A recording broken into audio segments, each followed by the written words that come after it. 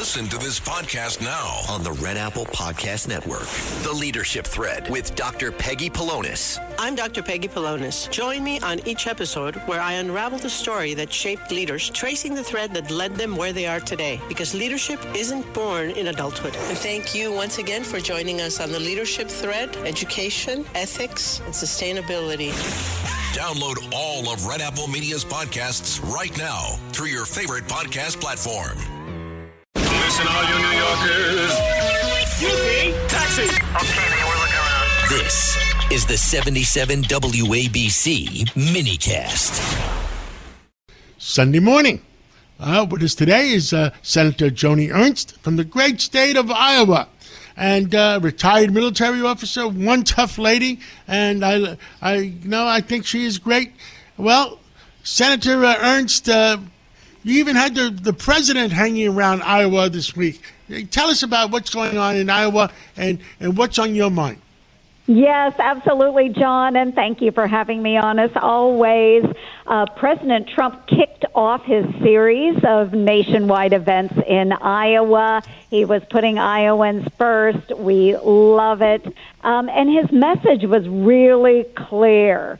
It is that he and his administration are delivering for our families and making life more affordable. So if you look in Iowa, John, our state's gas prices have already been cut in half during his administration. That's incredible. Our hardworking families are going to receive the largest tax cut in American history. And something that's really important to our farmers and our businessmen, the U.S. trade deficit has fallen to its lowest level since 2009. And we know that we're going to get really strong tax refunds coming for all of our hardworking folks. So he was out there talking about it, and the reaction was incredible. So many of my friends were able to attend and see him as he went through the Machine Shed, which is a fabulous restaurant right there in the West Des Moines area. He went through there, visited with all the people at the restaurant. Then he did his event in Clive, which is right by Des Moines.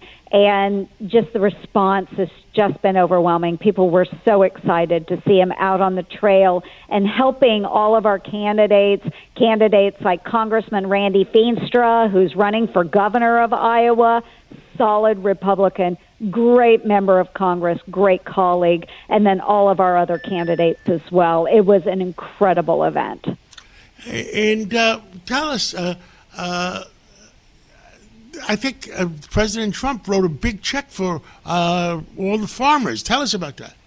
Yes, absolutely. He has been working very, very hard for our farmers, and we know with some of the tariff income that has come into the coffers of the United States, he has been able to use that. This is the third row that we've seen a declining farm economy. Well, Trump is turning that around with all of these trade deals.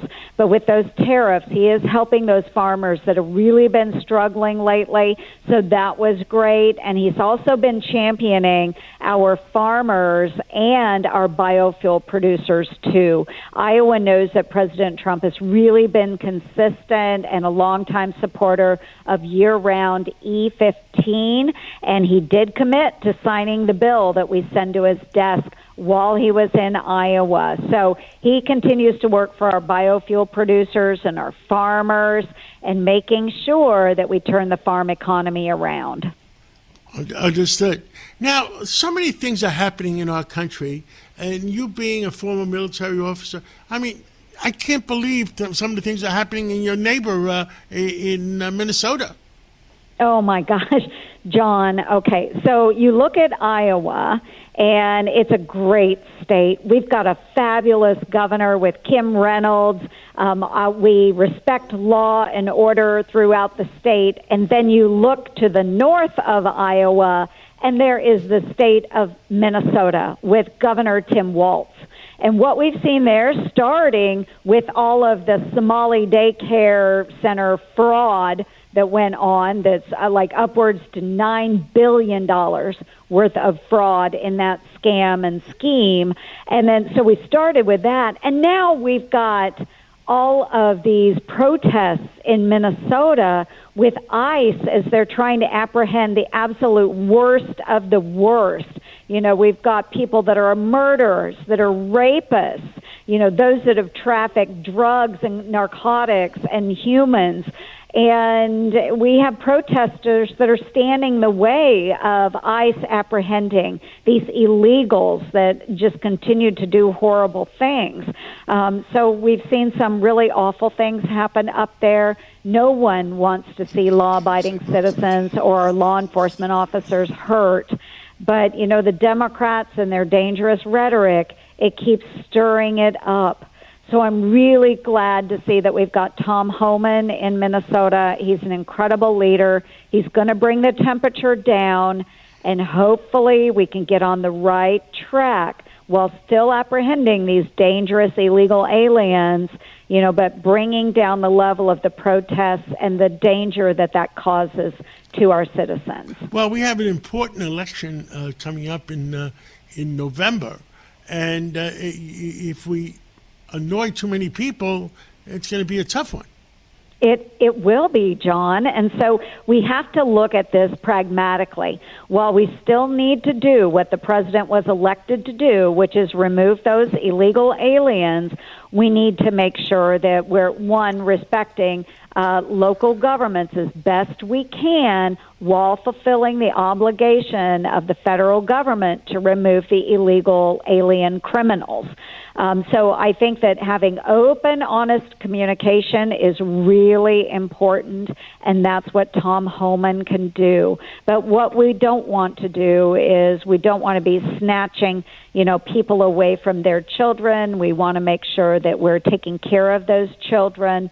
That maybe have a parent that will be apprehended. There are ways that we can do that and bring the temperature down. So, yes, let's enforce the laws of the United States, but let's do it in a way that people will see it's a worthy goal. Now, what do you want to do when you grow up? Oh, gosh, John, I am not even sure. So I have 11 months left until I'm fully grown, and I will be out of the United States Senate. But I do look forward to staying connected to so many of these wonderful candidates and my colleagues and making sure that we continue to hold the Senate majority, that we keep the House of Representatives, and we continue electing, just really good Republicans across the board. So I'll stay engaged there, but as far as my next career, that is yet to be written. Any chance you change your mind?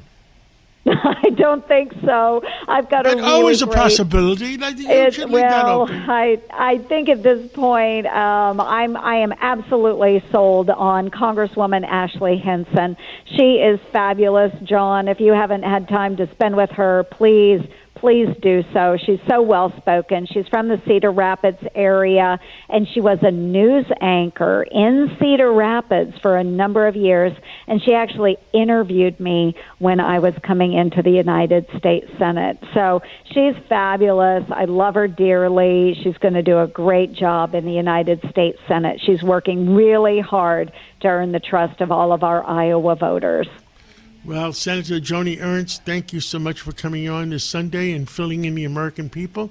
And let's catch up again real soon. Sounds great. Thanks so much, John. Thank you. Thank you. Take care. Listen to this podcast now On the Red Apple Podcast Network.